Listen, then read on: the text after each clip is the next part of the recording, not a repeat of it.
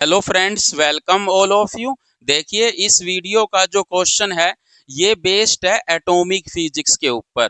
देखिए question, a positronium atom is a system that consists of a positron and an electron that orbit each other. The wavelength of the spectral lines in positronium are n times the wavelength of the corresponding lines in the hydrogen atom. The value of n is means कह रहा है पोजिट्रोनियम atom क्या होता है। एक positron के चारों तरफ अगर एक इलेक्ट्रॉन सर्कुलर पाथ में रिवॉल्व करता है तो इस पूरे सिस्टम को हम क्या कहते हैं? पोजिट्रोनियम एटम कहते हैं। तो पोजिट्रोनियम एटम क्या होता है? एक पोजिट्रॉन के चारों तरफ अगर एक इलेक्ट्रॉन सर्कुलर पाथ में रिवॉल्व करे तो इस पूरे सिस्टम को हम क्या कहेंगे? पोजिट्रोनियम एटम कहेंगे। और हाइड्रोजन एटम क्या होता है?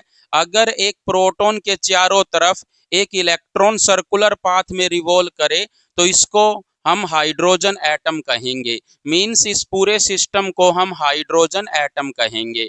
हाइड्रोजन एटम में अगर हम प्रोटॉन को पोजिट्रॉन से रिप्लेस कर देते हैं तो हमें पोजिट्रोनियम एटम मिलेगा। और कह रहा है कोई भी सीरीज हो, किसी भी सीरीज की स्पेक्ट्रल लाइन की वेवलेंथ n टाइम्स होगी वही स्पेक्ट्रल लाइन जो हाइड्रोजन एटम में हमें मिलेगी। मींस पोजिट्रोनियम एटम में जो वेवलेंथ होगी किसी भी स्पेक्ट्रल लाइन की वो n टाइम्स है वही स्पेक्ट्रल लाइन जो हाइड्रोजन एटम में मिलेगी। तो बताइए n की वैल्यू क्या होगी? हमें पता है वेवलेंथ जो होती है स्पेक्ट्रल लाइन की वो रिड्यूस मास के इनवर्सली प्रोपोर्शनल होती है। अगर हम हाइड्रोजन एटम की बात करें तो हाइड्रोजन एटम के केस में जो रिड्यूस मास होगा वो मास ऑफ इलेक्ट्रॉन के ही इक्वल होगा, क्योंकि रिड्यूस मास यहाँ पर क्या आएगा?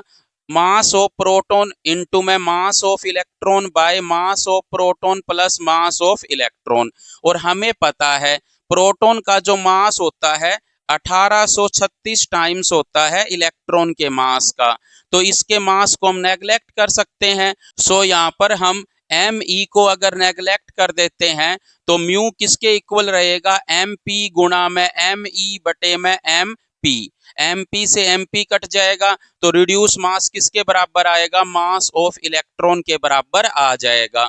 तो यहाँ पर हम कह सकते हैं कि हाइड्रोजन एटम के केस में स्पेक्ट्रल लाइन की वेवलेंथ किसके इनवर्सली होगी? मास ऑफ इलेक्ट्रॉन के इनवर्सली होगी। और पोजिट्रोनियम एटम के केस में रिड्यूस मास जो होगा वो किसके इक्वल आएगा? मास ऑफ इलेक्ट्रॉन बाय 2 के इक्वल आएगा, क्योंकि यहाँ पर पोजिट्रॉन और इलेक्ट्रॉन का मास इक्वल होता है, इसीलिए यहाँ पर जो रिड्यूस मास आएगा वो me/2 के इक्वल आएगा। अब हम क्या करेंगे? लैम्डा पी को लैम्डा एच से डिवाइड कर देते हैं। Finally lambda P by lambda H किसके इक्वल आएगा? M E by mu.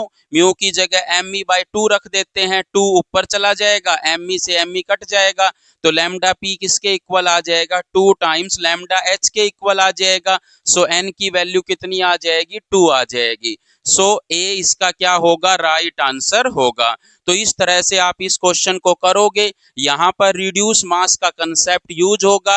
Hydrogen atom के केस में रिड्यूस मास me के इक्वल होगा, लेकिन पोजिट्रोनियम एटम के केस में रिड्यूस मास me/2 के इक्वल होगा। और हमें पता है स्पेक्ट्रल लाइन की जो वेवलेंथ होती है वो रिड्यूस मास के इनवर्सली प्रोपोर्शनल होती है।